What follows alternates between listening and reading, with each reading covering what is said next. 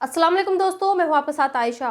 तो दोस्तों, खबरों की शुरुआत आज मैं इस वीडियो से करना चाहती हूं और आपको ये बताना चाहती हूं कि अब हमारे देश में अगर कोई पीएम मोदी, गृह मंत्री अमित शाह या फिर यूपी के सीएम योगी आदित्यनाथ के खिलाफ कुछ बोलता है या फिर उनके खिलाफ कुछ ऐसे शब्दों का इस्तेमाल करता है जो आपत्तिजनक और अपमानजनक होते हैं, तो उसे सलाखों के पीछे जाना पड़ सकता है। तो आज आप इस वीडियो को देखिए और ध्यान से सुनिए ताकि आप ये जान सकेंगे कि योगी, मोदी और अमित शाह के खिलाफ आपकी जुबान से निकलने वाले वो कौन से शब्द हैं जो आपको सलाखों के पीछे पहुंचा सकते हैं। दरअसल रामपत यादव नाम का ये आदमी नोएडा के होशियारपुर का रहने वाला है। नोएडा पुलिस ने इसके खिलाफ एफआईआर दर्ज की है। इसके खिलाफ इंडियन पीनल कोड की धारा 505 बी और 76 के तहत एफआईआर लॉन्च हुई है। खैर, आप ये जानिए कि इस शख्स ने योगी, मोदी और अमित शाह के खिलाफ बोला क्या था।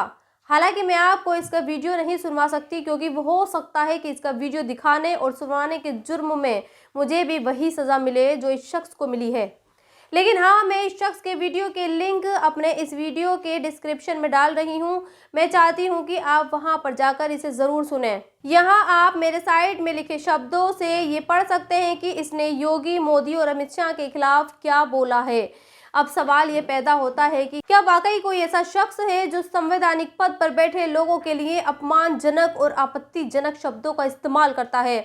उसे गिरफ्तार कर लेना चाहिए या फिर इतनी आज़ादी होनी चाहिए कि वो ऐसे शब्दों का इस्तेमाल कर सकता है। तो फिर इसका जवाब आपको राहुल गांधी से मिलेगा। राहुल गांधी अक्सर गौतम अडानी को चोर कहते हैं और ये कहते हैं कि अडानी देश को लूट रहा है। साथ ही वो ये भी कहते हैं कि अडानी चूंकि मोदी का दोस्त है, लिहाजा चोर का दोस्त भी चोर ही होता है। लेकिन आज तक राहुल गांधी को गिरफ्तार नहीं किया गया है।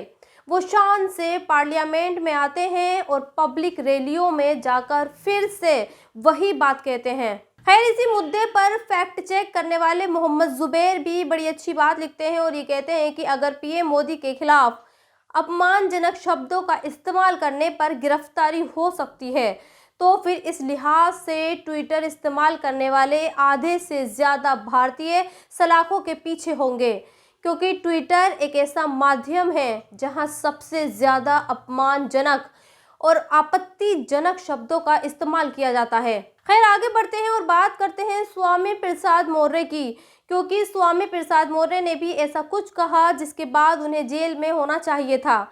लेकिन वो बार बार हिंदू धर्म और हिंदू देवी देवताओं के बारे में बोलते हैं, फिर भी उन्हें गिरफ्तार नहीं किया जाता।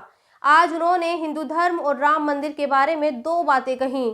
पहली बात तो स्वामी ने ये कहा कि बीजेपी की केंद्र सरकार को राम और हिंदू धर्म से कोई मतलब नहीं है, वो सिर्फ राम मंदिर के नाम पर मार्केटिंग कर रही है। और दूसरी बात उन्होंने ये कहा कि हिंदू धर्म जैसा कोई धर्म है ही नहीं।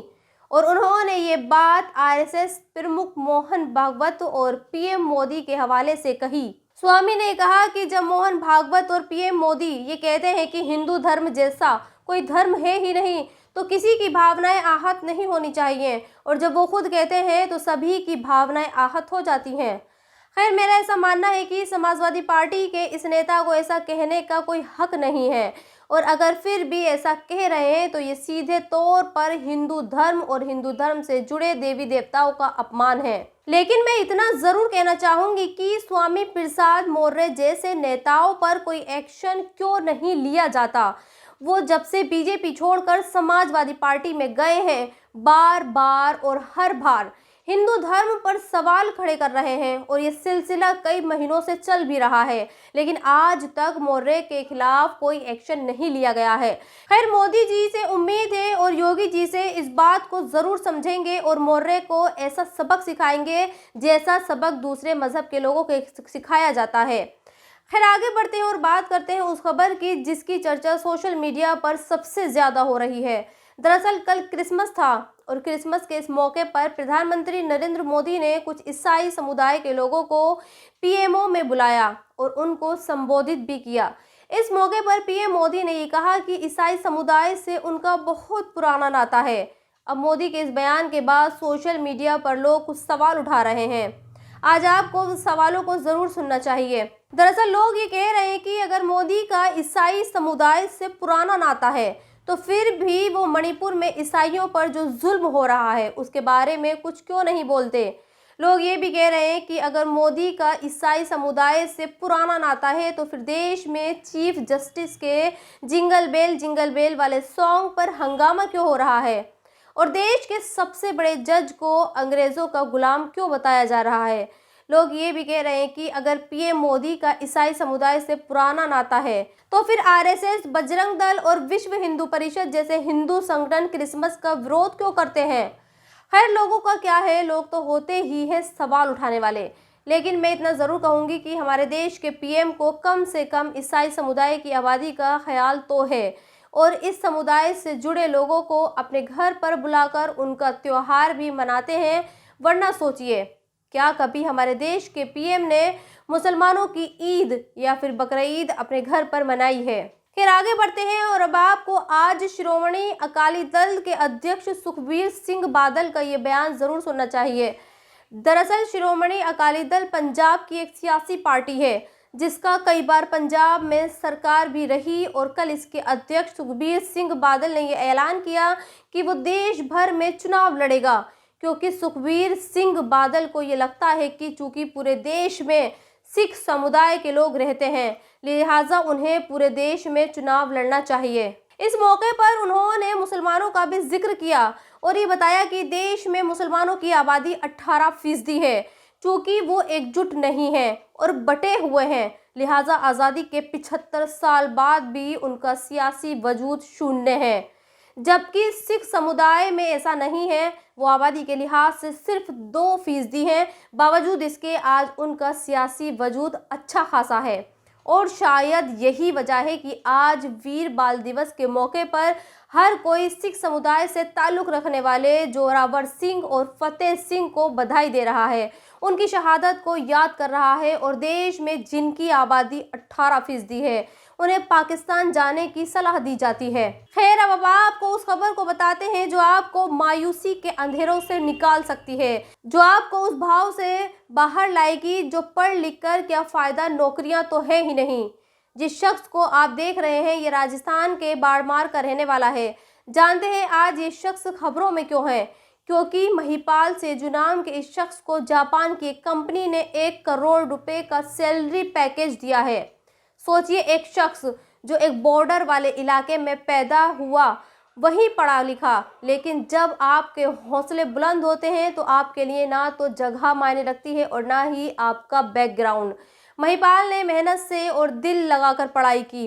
पहले उसने कोटा में रहकर इंजीनियरिंग की, फिर उसने दिल्ली की आईआईटी से बीटेक किया। आज महिपाल के पास जापान में 1 करोड़ रुपए की नौकरी है। आज उन लोगों को महिपाल से प्रेरणा लेनी चाहिए जिन्हें ये लगता है कि पढ़ाई लिखाई से कोई फ़ायदा नहीं होता, नौकरियां नहीं मिलती हैं। उन्हें ये समझना चाहिए कि जब आप मन से पढ़ाई करते हैं तो फिर आपको नौकरियों के पीछे नहीं भागना पड़ता, बल्कि नौकरियां आपके पीछे भागती हैं। और सबसे आखिर में आपको गाजा लेकर चलते हैं, जहां इन दिनों ऐसे ही हाथों में कटोरा लेकर थोड़े ही खाने के लिए हज़ारों लोग घंटों घंटों लाइन में लगे रहते हैं। ये रिपोर्ट बीबीसी ने छापी है और बीबीसी ये लिखता है कि फ़िलिस्तीन के राफा बॉर्डर पर हज़ारों लोग सुबह और शाम ऐसे ही खानों की लाइन में घंटों लगे रहते हैं। सोचिए, 3 महीने पहले तक फ़िलिस्तीन के जो लोग आराम से अपने अपने घरों में ऐश की ज़िंदगी बिता रहे थे, आज वो सर्दी के बीच खुले आसमान के नीचे रह रहे हैं और ऐसे ही रोज़ाना एक वक्त के खाने के लिए लाइनों में लगे रहते हैं। और सब जानते हैं ये सब क्यों हुआ? इजराइल की वजह से। इजराइल ने एक पूरे देश को बर्बाद कर दिया है और वो अब इस पर हमले भी कर रहा है। 20,000 से ज़्यादा लोग मारे जा चुके हैं और इजराइल का प्रधानमंत्री ये कहता है कि जब तक वो हमास को ख़त्म नहीं कर देगा वो चैन से नहीं बैठेगा। खैर, सबसे आखिर में बात करते हैं इस वीडियो की। ये वीडियो पीलीभीत का है। टाइम्स ऑफ इंडिया के जर्नलिस्ट कंवरदीप सिंह ने इस वीडियो को डाला है और ये लिखा है कि यूपी के पीलीभीत के पास एक गांव है अतखोना, जहां एक टाइगर गांव में आ गया है और एक दीवार पर चढ़ गया। इस टाइगर को देखने के लिए पूरा गांव इकट्ठा हो गया। हैरानी की बात यह है कि ये टाइगर आराम से दीवार पर बैठा रहा। बताया जा रहा है कि पीलीभीत के जिस गांव में ये टाइगर पहुंचा, वहां गांव टाइगर रिजर्व फॉरेस्ट से 20 किलोमीटर दूर है और ये टाइगर उसी रिजर्व फॉरेस्ट से आया।